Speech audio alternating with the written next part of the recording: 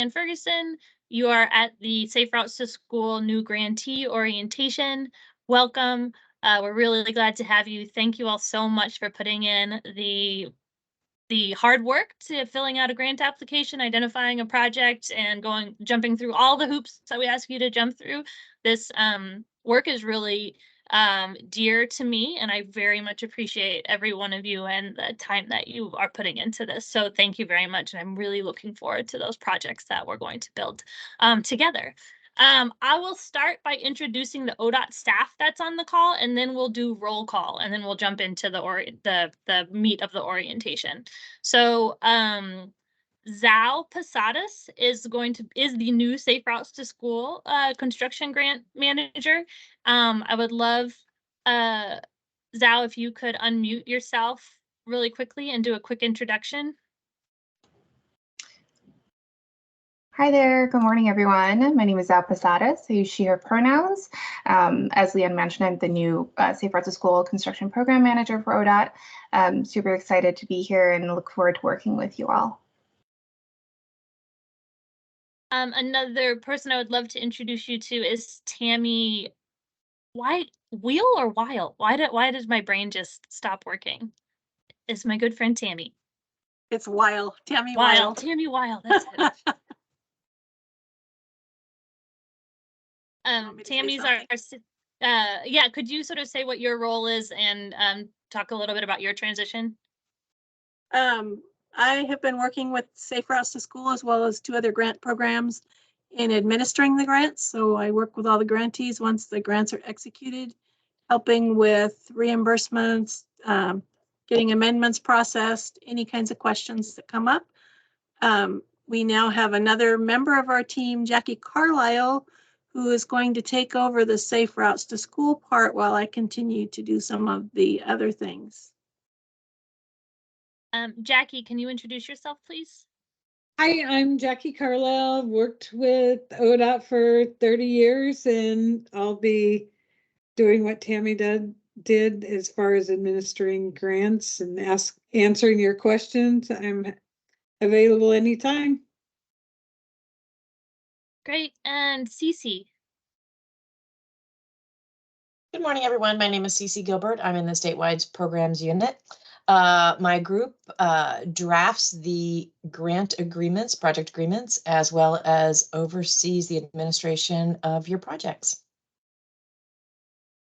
Doing a quick scan to see if there who other ODOT staff that I need to point out. Roberto Cotto is also on the call. He's a program analyst at ODOT as well, and helps with the Safe Routes to School and Ped Bike programs.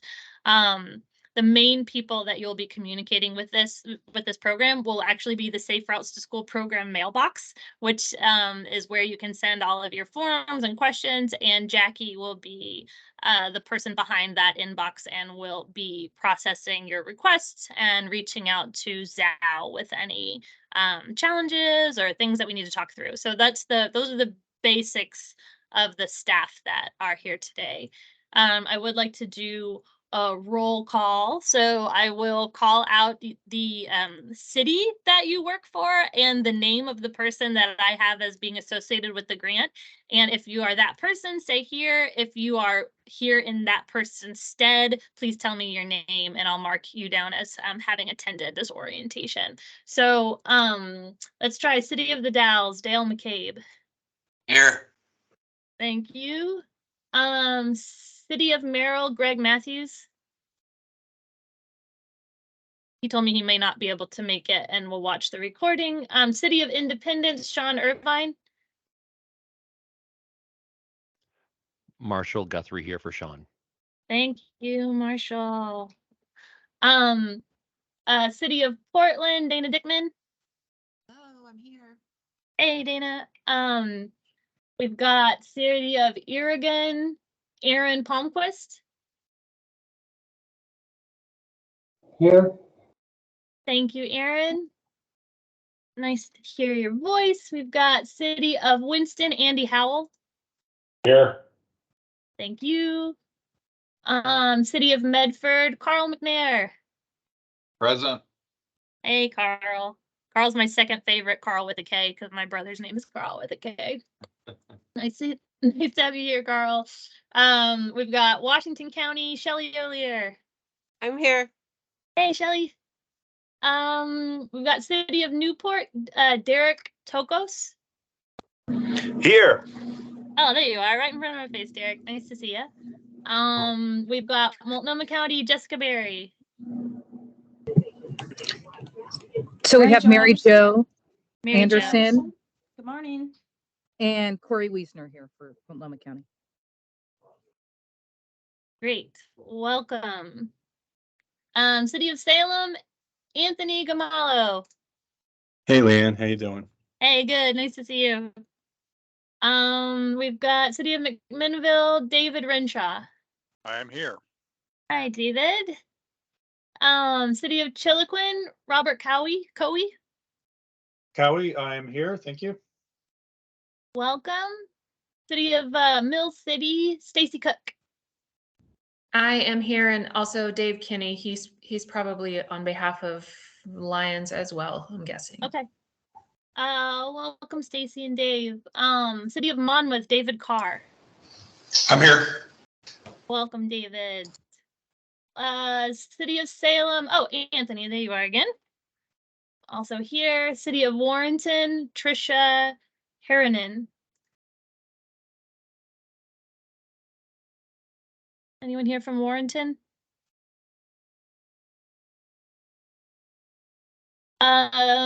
City of Tigard, Templeton. Hendrick here, along with 3 of our engineers, Joe Wisniewski, Courtney Furman, and Lori Berry. Oh, great. And I'm sorry, I said the name of the school instead of your name. Welcome, Henrik. Can you say the names of the people here with you one more time? Sure. Joe Wisniewski, Courtney Furman, and Lori Berry. Welcome, everybody. It's actually Laura Berry. Oh, sorry about Thank that. you. Sorry. I like getting the names right. Welcome, Laura. City of Corvallis, Josh Caps. Hi, this is Lindsay Almerode here on behalf of Josh Caps. Thank you, Lindsay. Oregon City, Dana Webb. Here also attending is Eric Nichols from Oregon City. Welcome. City of Lions, Mickey Valentine or Dave? I am here on this snowy day. Great, welcome. The snow just stopped here. I was so excited while it was coming down. What do we have next? Douglas County, Josh Heacock. I am here. Yay, hey Josh. Hey. Lincoln City, Stephanie Reed. Kevin Mateus here for Stephanie Reed, representing Lincoln City. Mateus, welcome, Kevin. Thanks. Josephine County, Eric Kiesacker. I'm here. Hey, Eric. We've got, last but not least, City of Eugene, Reed Dunbar. I'm here. Hi. Hi, Reed. All right. What a great smattering of folks from all over the state. Welcome, everybody. Hopping back to my agenda. Let's see. I would love to. I'm going to put in the chat the main website that you all will go to for the forms and the guidelines and all the things that we're talking about. And I want to show you where it is by sharing my screen so that you'll know how to find it. Here we go. So the best way that I know how to find things on the ODOT website is to Google it. So I Google ODOT Safe Routes to School. Oh, wow. That's the first time that Ohio has ever come up. I Google Oregon ODOT Safe Routes to School. And it comes up. So this is our ODOT Safe Routes to School page. You'll scroll down to the Project Administration for Construction Grants, and here's where you'll find most of the documents that we're talking about today. I'll update the grantee orientation recording. We have our guidelines for grantees. the toolkit for education that I'm going to go over, and then all of the forms that you'll need that Tammy will go over whenever it's her turn to talk. So feel free to poke around on that while you're listening and learning today. And with that, I will pass it over to Cece to go over the intergovernmental agreement that should be either in your inbox or coming your way soon. I believe that all of the projects that aren't on ODOT right of way, we've been able to get those IGAs out the door for people to review and sign and get back to us. If you're on ODOT right of way, I think we had a couple of issues, so you may not have gotten yours yet, but Cece will go over the highlights of that intergovernmental agreement document. And if you have questions, feel free to put them in the chat, but we'll save our Q&A for the end. Good morning, everyone. Yeah, if you haven't received your agreement, you might want to check with Leanne or Tammy or Jackie.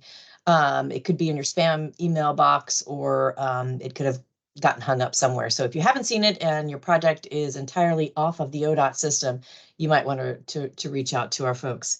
So just a couple of highlights in terms of the agreement. First and foremost is the effective date of the agreement is when it's fully executed by both parties, so both yourselves as well as ODOT. And that is important because we can't reimburse you any eligible expenses until that agreement is fully executed. So I know it's exciting to receive just the agreement itself, and I know that you're anxious to get started, but please wait until you have a fully executed agreement and until you start work. Prior to starting any work, you will need to notify us if you have a website that mentions the Safe Routes to School project. So that's something that we will want to link to your website, and that is a requirement per a Senate bill some years ago. So if you have a website that you are announcing the project, please let us know. Within 30 days from the agreement execution, you'll need to send to us pre-construction photographs. So you can send that to the SRTS email site, and those are required within 30 days of the agreement execution. If you plan on self-performing any of the work, in other words, you won't be hiring a consultant or a contractor, you will need to let us know if you intend on getting reimbursed for that work. So for example, we'll need to know the types of personnel that will be performing the work, as well as any equipment, and a general idea of the cost that you will incur in-house for the project. You'll need to get a written approval from us prior to us reimbursing any of those expenses. Now, if you're hiring a consultant or a contractor to do the work, you do not need to let us know. You are free to go about and start the work once you have the agreement executed. Carl, you've got your hand up. Yeah, thanks, Cece. I was wondering, does that apply for design work performed in-house as well? Yes. If you intend on getting reimbursed for it, yes, then any work that's in-house that you intend on getting reimbursed for will need prior approval. Okay, thank you. You're welcome. The other thing I should point out is that prevailing wage rates do apply, BOLI rates, but not Davis-Bacon. So please take that into consideration when you are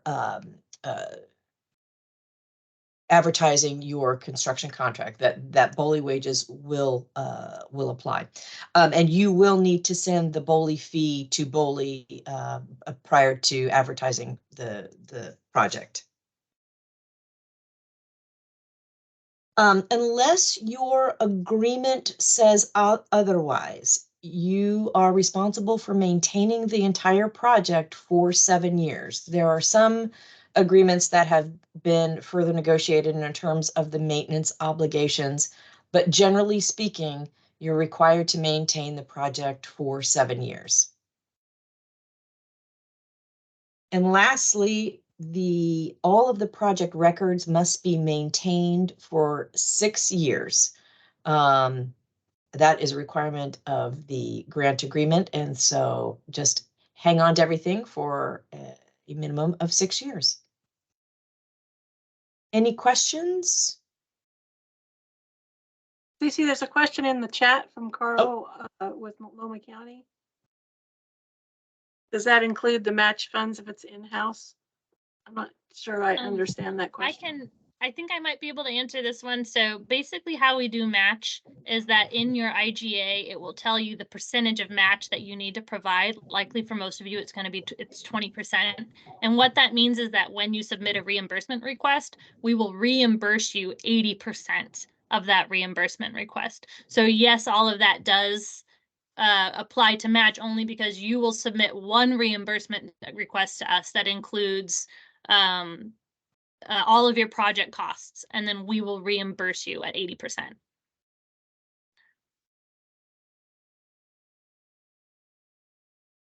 And You're welcome. I have a question. This is Carl McNair, City of Medford. Another question on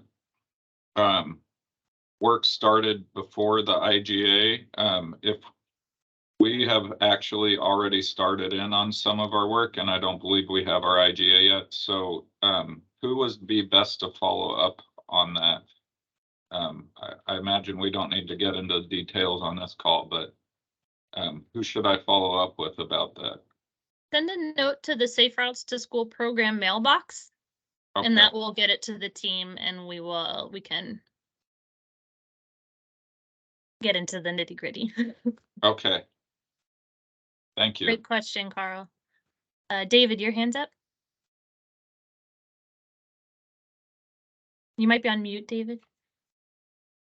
Sorry about that. Is the 7-year requirement, maintenance requirement, set in stone, or is that negotiable, or how does that work?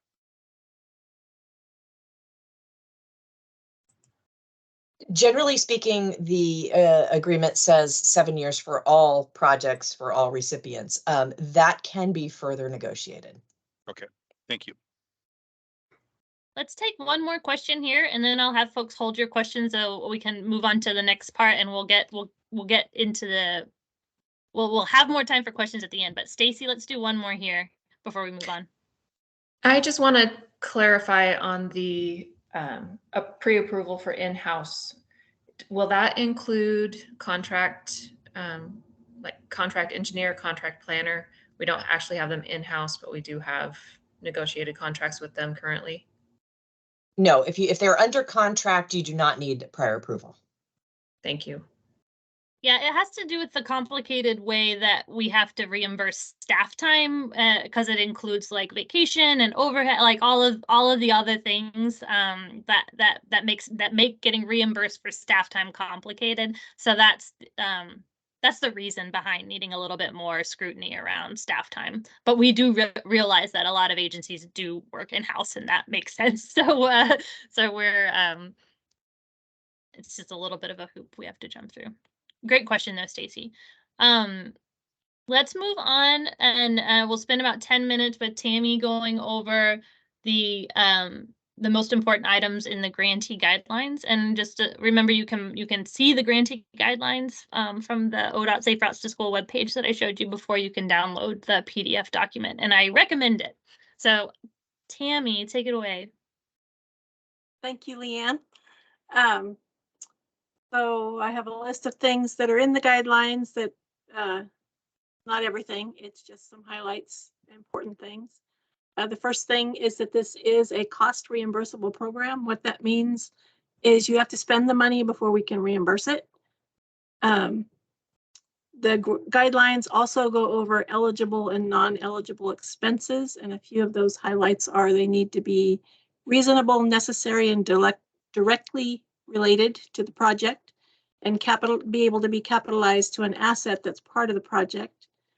Some uneligible expenses are things like maintenance agreements for copiers of computers, consumable things like office supplies, toilet paper, that kind of stuff. Travel expenses that are not directly related to the project. DC already mentioned they need to happen after the execution date of the agreement. Let's see. There's more to the list, but it's in the guidelines, and you can go check those out. There is reporting required. A quarterly report is due by the first Wednesday of every March, June, September, and December.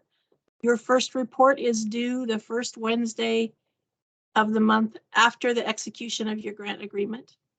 The quarterly report is an online form. There is a link to it, the same place the guidelines for grantees are that Leanne showed earlier. And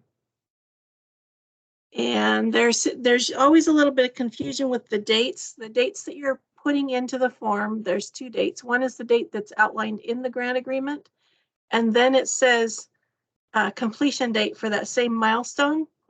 And what that means is, when is that milestone for your agreements? The first milestone is, for most of them, is start construction. We want to know the date construction is starting, not the date that it's completing, because completing is the project completion date. We are also in the process of revising that form, so it'll be a little more user-friendly. As soon as I can get it revised and up there, we'll let everyone know that there's a new link. Well, it'll be the same link, but we'll let everyone know the form has changed.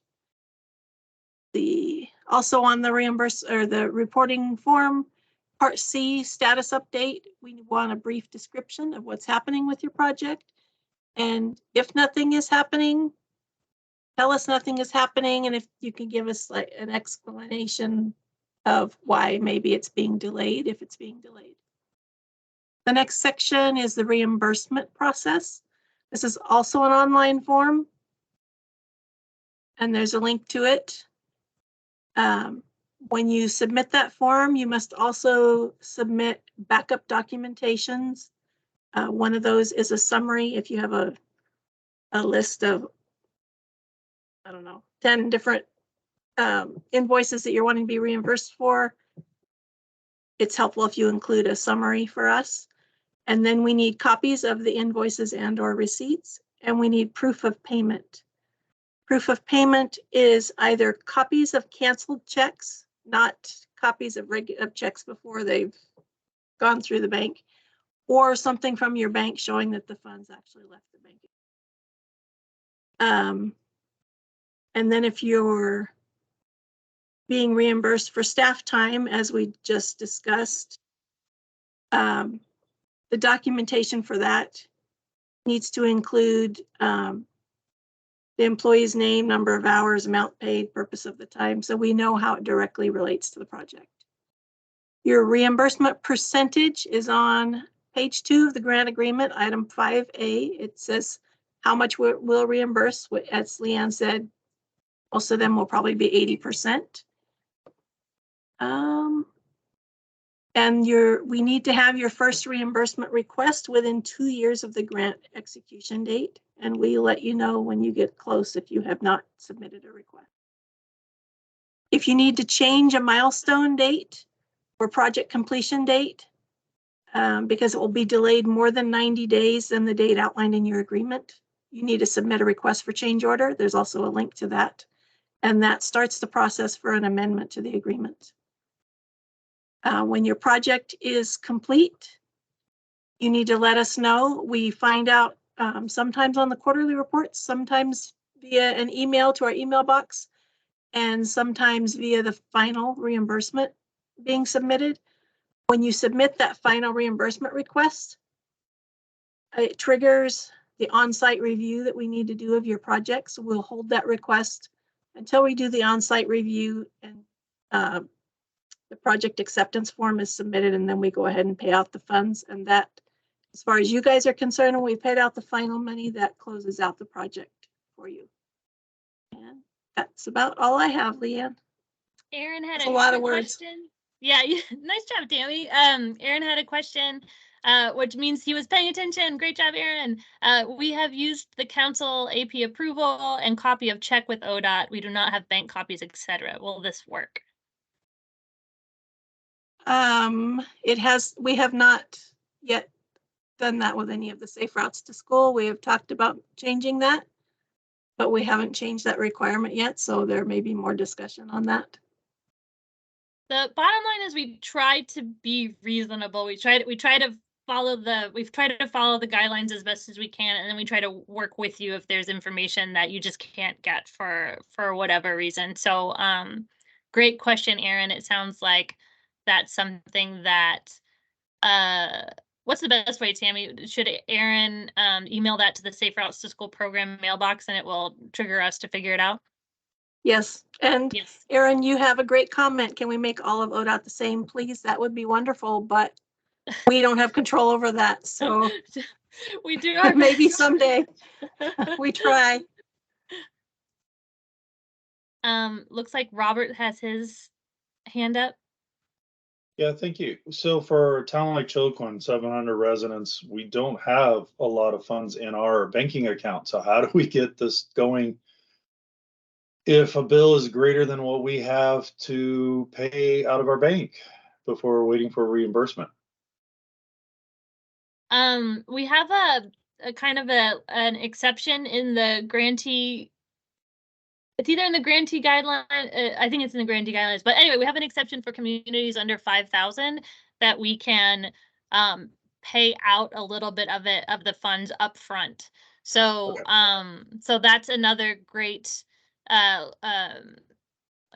the short answer would be do a quick search of it in the grantee guidelines. If it's not in there either way, please send an email to the Safe Routes to School program mailbox and we'll work with you on what that how we can help with that.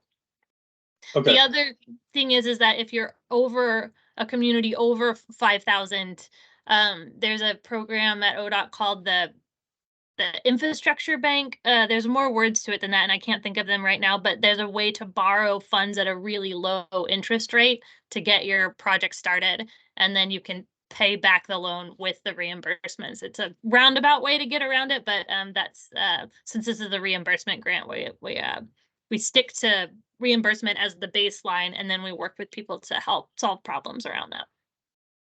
Okay, thank you.